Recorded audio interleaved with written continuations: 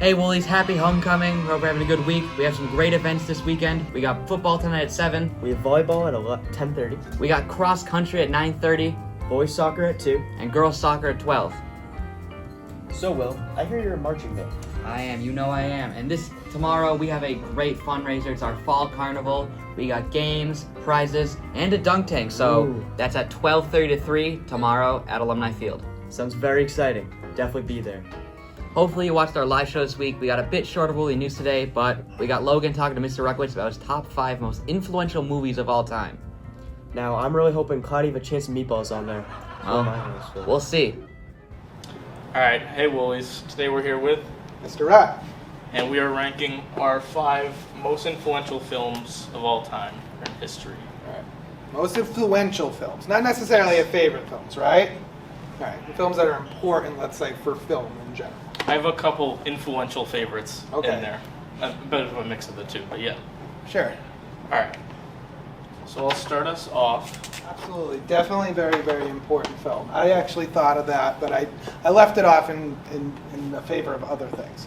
So I want to point out that this is influential films, not necessarily good movies or movies that I like, but definitely ones that changed film history. First one I'm going to put up is a very controversial one, and some of you may have heard of it, especially if you've taken history with me, Birth of a Nation. Birth of a Nation rewrote American history. It justified segregation, and it was probably the most controversial film of the first half of the 20th century. Oh, that's great. That's a good one, too. Created it was really the start of zombie movies. It was. It was also a great early horror movie, but it's mostly influential for the creation of zombies. It's a George Romero, right? Yep. George Romero film? Yeah.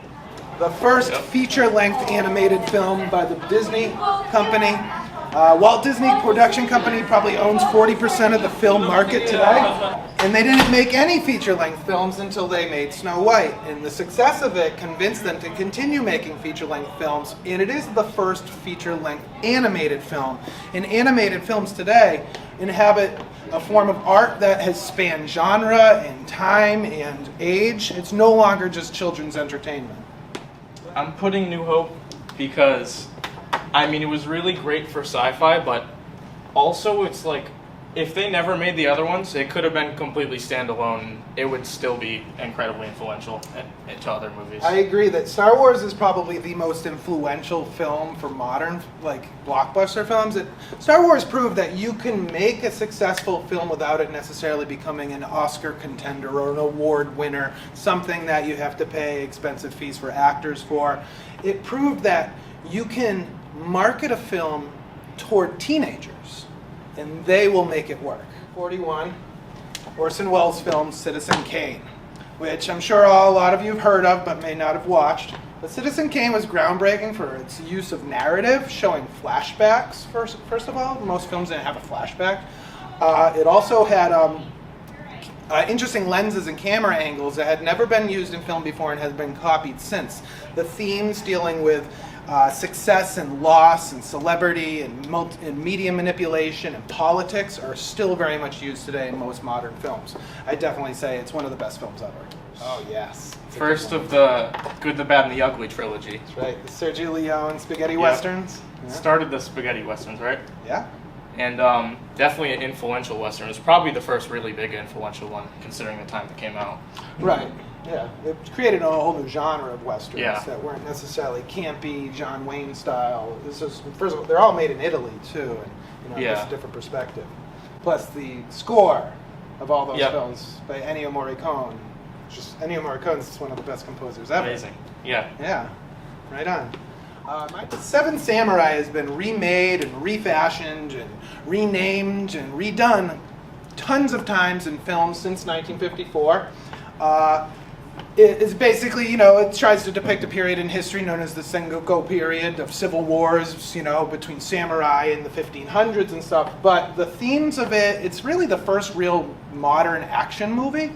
It's also the first movie in which you have comrades in arms, and they all have distinct personalities.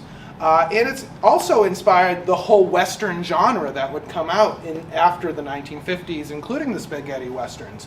You wouldn't have actually The Good, the Bad, and the Ugly without the Seven Samurai. You wouldn't have Star Wars. You wouldn't have Saving Private Ryan without the Seven Samurai.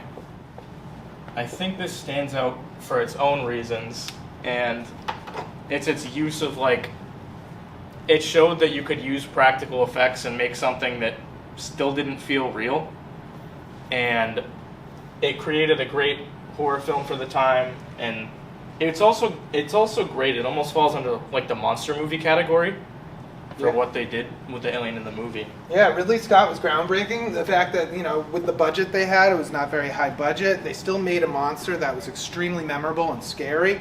A lot of what is frightening in Alien is the suspense and the danger of just what's going on. Also, The Godfather